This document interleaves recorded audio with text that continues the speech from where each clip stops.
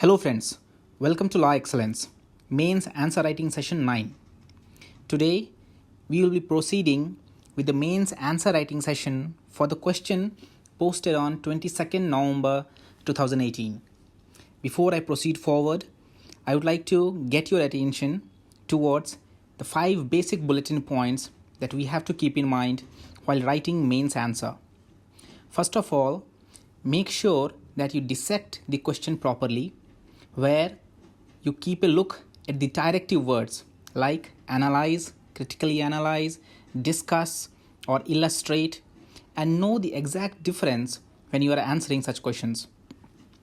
Next comes localization, where you bring out specific context and relate it to the overall picture.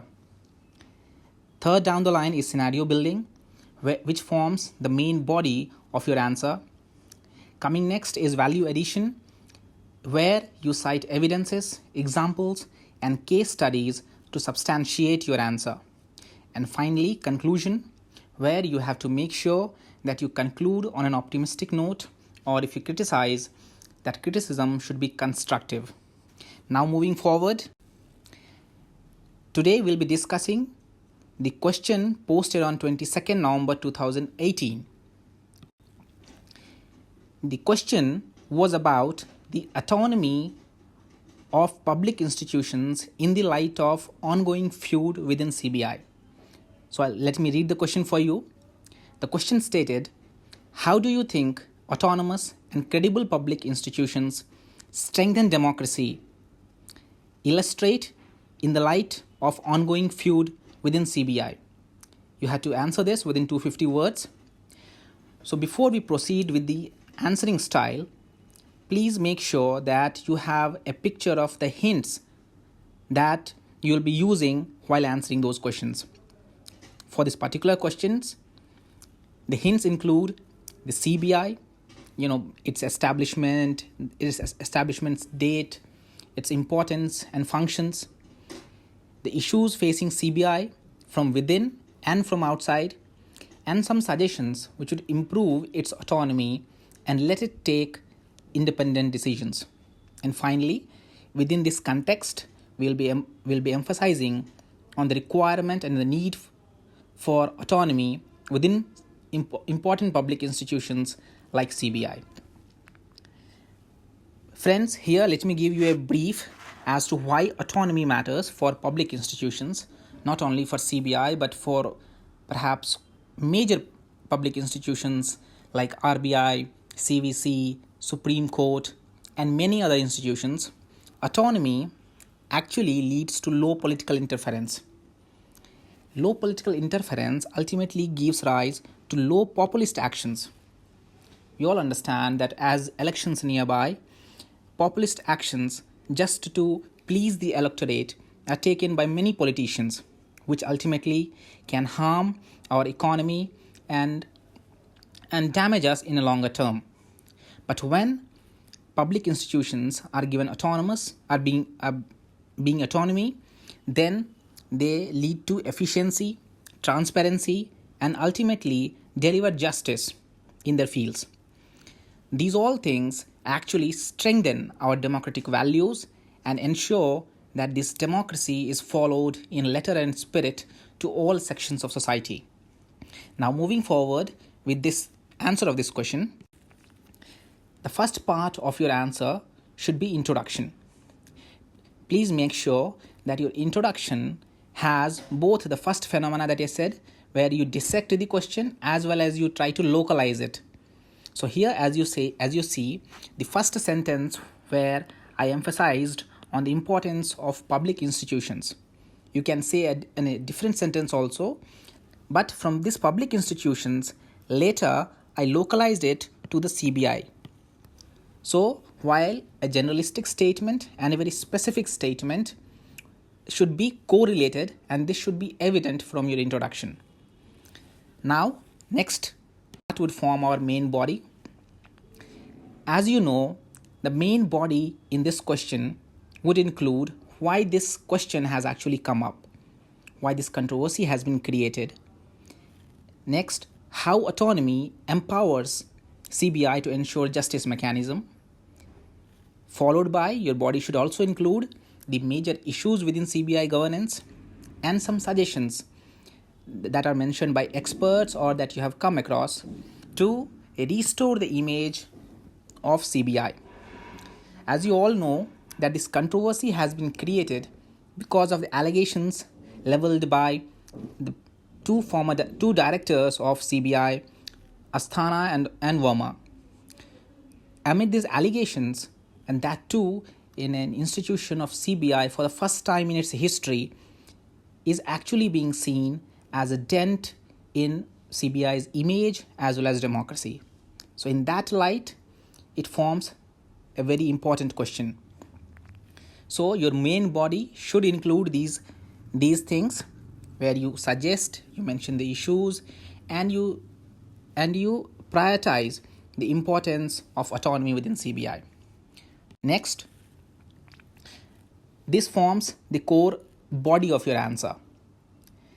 See here, just to give you a brief note of what all issues are within CBI and the suggestions that can restore its image.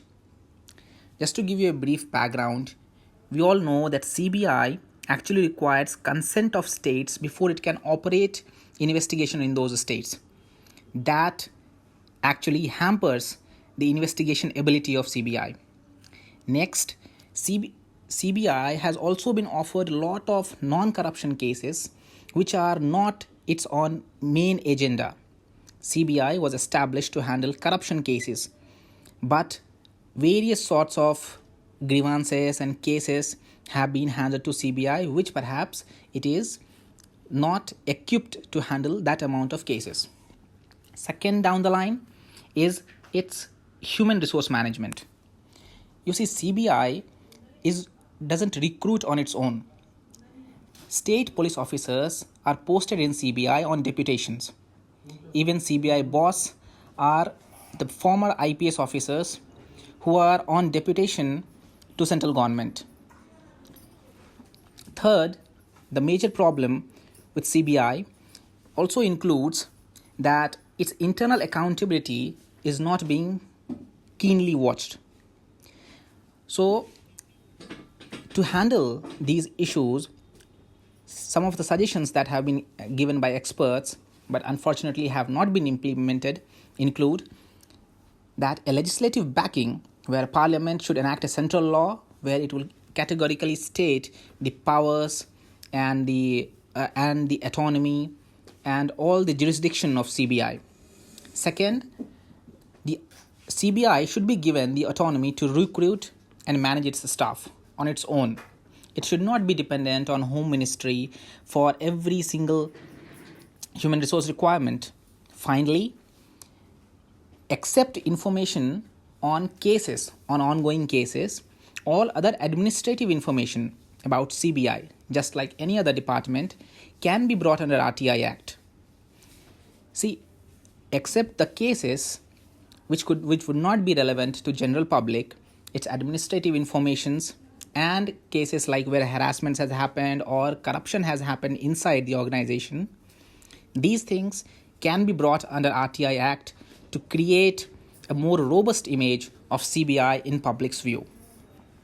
So this forms the core part of your answer. Going down the line, finally, you have to conclude.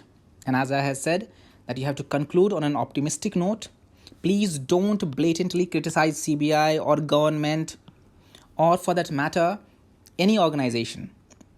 We have to make sure that the conclusion is optimistic, or if you are criticizing, it has to be ending on a positive note, where it has to be a constructive criticism.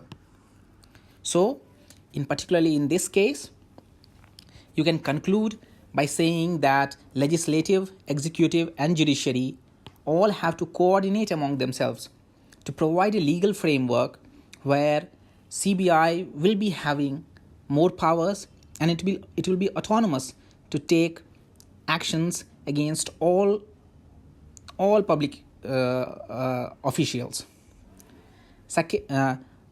You can also mention that autonomy restores public faith and builds credibility.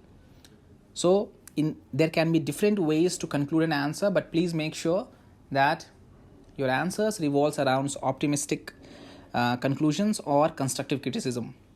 So friends, that's for today's answer session. I would like to revise it back to you that when you read a question, please make sure that the 5 bullet points initially that I asked you, where you have to read the directive word, you have to bring a specific context to the question, you have to read the main body, you have to write the main body of the answer, you have to provide evidences, examples, and end on an optimistic note. If you follow these 5 principles, then your answer is perfectly fitting into a correct answer. So please make sure that you do this from the next time. And that's all for today's answer writing sessions. Thank you.